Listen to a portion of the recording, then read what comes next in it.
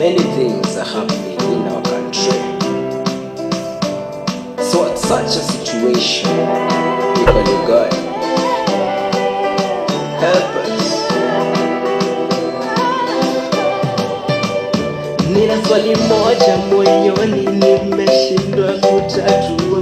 Maovu yaongezeka, njaa, shida na matatizo, ni kilio kila mahali. Watu wameshakusahau, ni kilio kila mahali. Watu wameshakusahau, wanarika na wazee washapotea katika raha. Wamama na watoto wameachwa bila makao, ni kilio kila mahali. Watu wameshakusahau, ni kilio kila mahali. Watu wameshakusahau.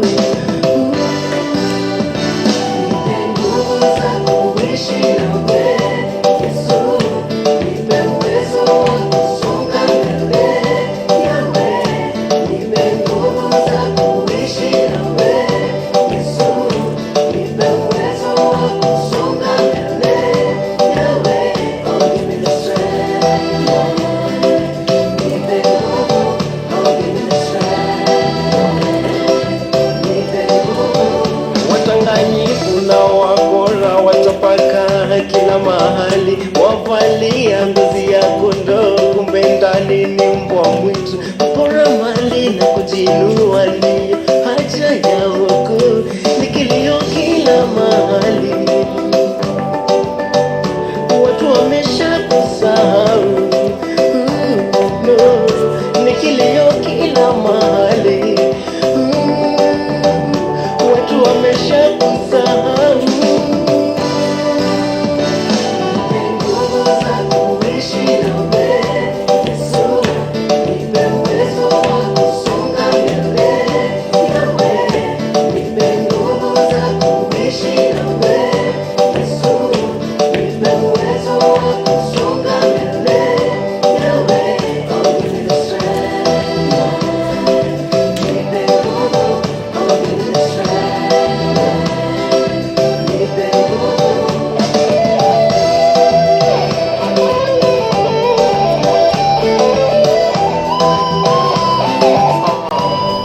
Praise God, church.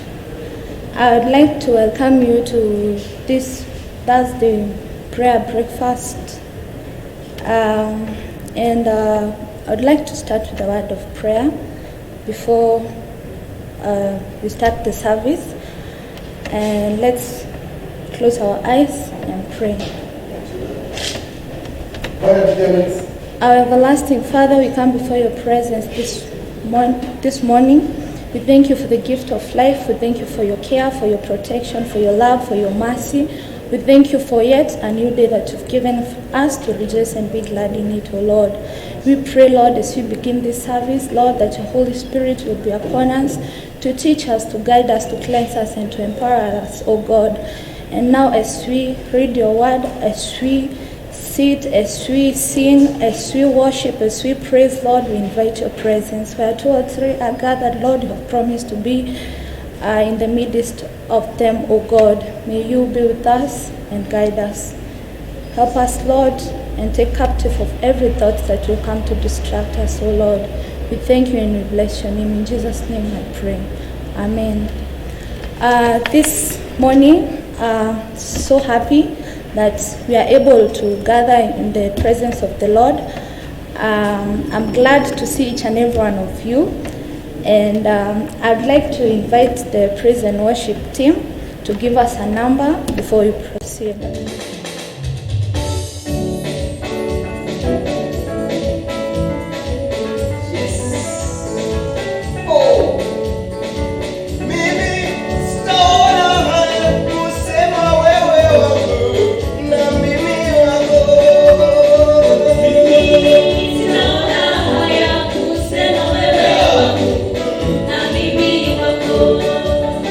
Sisi hatutaona haya kusema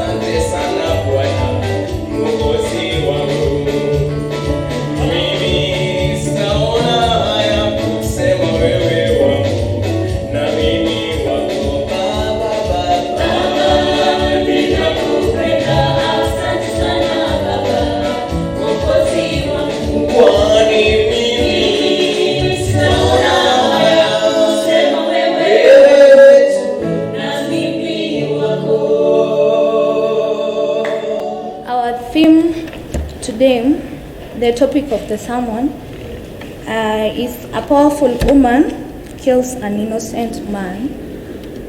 We're going to find it from the book of 1 Kings. There is where we're going to get our sermon, 1 Kings chapter 21. The whole of it is the story of Naboth's vineyard. And we are not going to read the whole chapter. I'm just going to elaborate so that we can understand. And the story of Naboth, Naboth had a vineyard, and this vineyard was close besides Ahab's palace. Ahab was a king. The vineyard was besides his palace, and he coveted the vineyard. He wanted Naboth to give or even to sell the vineyard to him. And from the past history of the Israelites, we see that they were not allowed to sell or even to give their lands or their property to people because they were given by God. If it was your ancestral land, you are supposed to retain it. You are not supposed to sell or anything. So we find Naboth, his vineyard, though it was close beside Ahab's garden, Ahab's palace, he couldn't sell it just because that the Lord had not allowed him to. And we see that Ahab was not happy with it. He went home. He was angry, and he refused to eat. He looked like a small kid. How you deny a small kid something and they are so angry and all that. And his wife came in handy, and she said, maybe I can help. And Jezebel, she was not this good type of woman. She was yet a powerful, influential woman. So when she found out what was happening with Ahab, she decided to assist him, and she decided to go to that vine. She plotted how Naboth would be killed so that she would get the vineyard.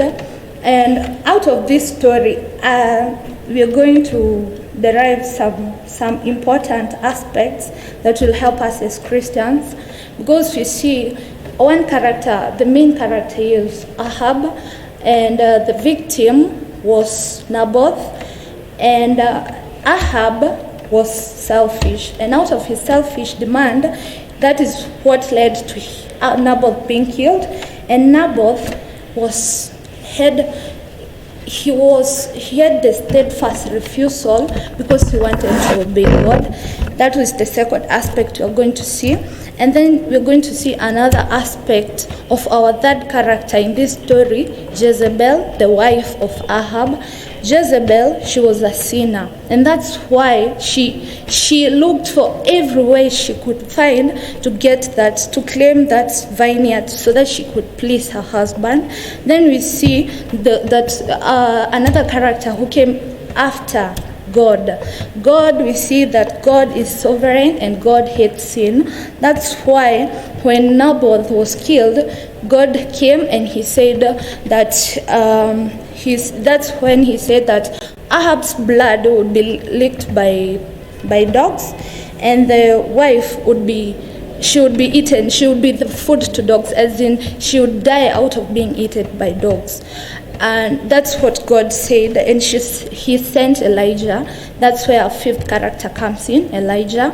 Elijah is the one who was sent by God to deliver the message, and it was a solemn task for him because it's hard for you as a prophet, just a simple human being, to convey such a message to a king. Yet you see how cruel the wife of Ahab was. Yet he obeyed and went and confronted him. And out of this, we're going to find two major lessons that we can learn out of this.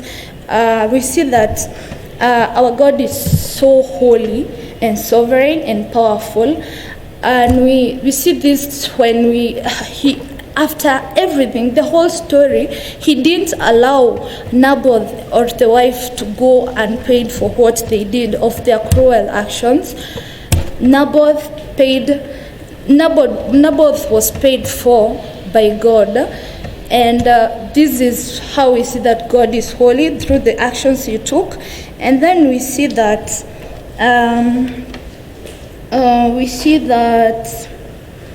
man is wicked, willful, and deserving of God's wrath. This is defined by it is well elaborated by Jezebel when she chooses to kill Naboth in order to get the vineyard. So in this story of Ahab, we have found the 5 characters: Ahab, Naboth, Jezebel, we have God, and we have Elijah. We see that God is powerful, and we can conclude that man is wicked and deserves God's wrath. Yet our God is so powerful, our God is so merciful, and that's why he chose to forgive Ahab after he prayed and fasted, and he agreed that even if he repented, his sin or the consequences of his sin will follow even after the generations to come, Ahab's generations. So, as I conclude, I'd like each and every one of us to find, to relate with their own life stories, and you see that our God is powerful. So even if this powerful woman, Jezebel, had an innocent man, Ahab, God forgave Ahab because he repented. And then we see that power of Jezebel, we can see it well when she goes to those people and tell them, you plot how Naboth will be killed. Those people have lived there with Naboth for his entire life, and then they choose just to kill him. That is the part that we see that she's powerful, and Naboth is innocent because he didn't expect that Jezebel would kill Naboth. And now I would like to invite us all for a moment of silence, that we reflect on this story of Naboth. We reflect on this story of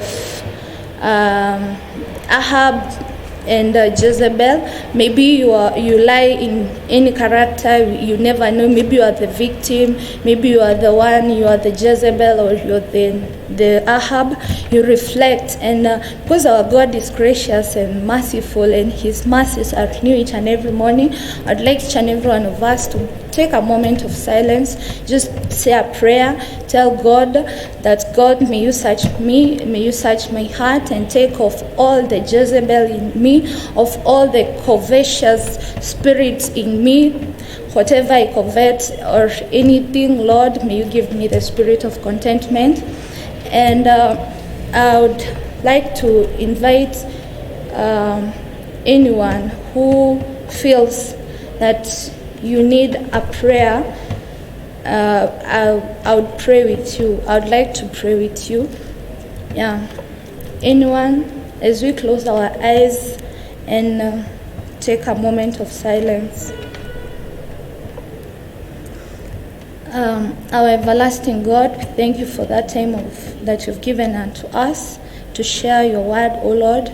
You tell us that your word is food, that your word doesn't come in vain. And Lord, we know that your word will impact in our lives. Father God, those people who need your transformation, Lord, may they receive it in Jesus' name. Lord God, we need your spirit, we need your mercy, Lord, because we can't do without it. You're great and you're gracious. We thank you and we bless your name in Jesus' name. Amen. This moment, I would like to invite the praise and worship team to give us a number as we give our offertories. Behold, you standing at the door, you knock, I let you in, Lord. I surrender all to you.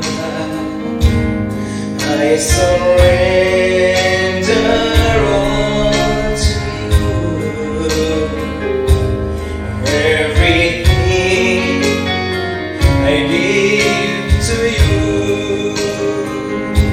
Withholding nothing, withholding nothing, I surrender.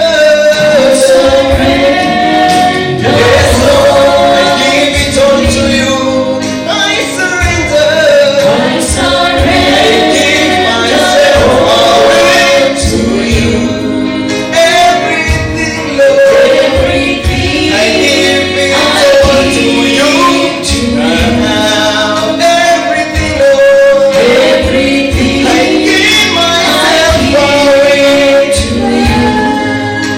Withholding nothing, I withhold nothing. I give it all to you. I withhold nothing. My life, my whole, I give it all to you. I withhold nothing.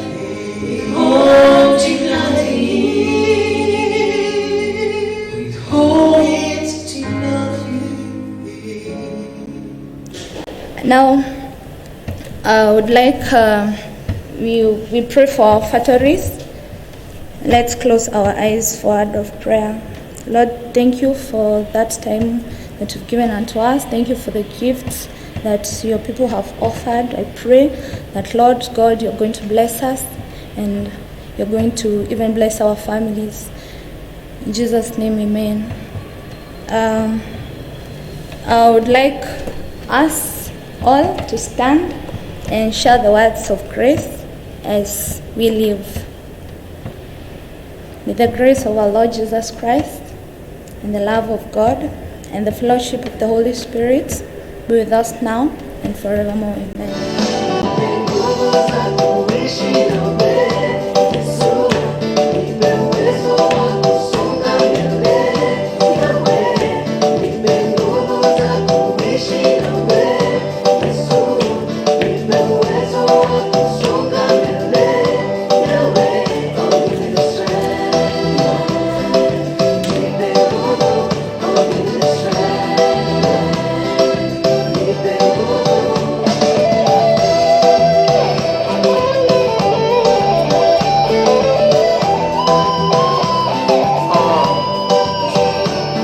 Nilikuwa nimeketi pale chini pale nikimwomba Diago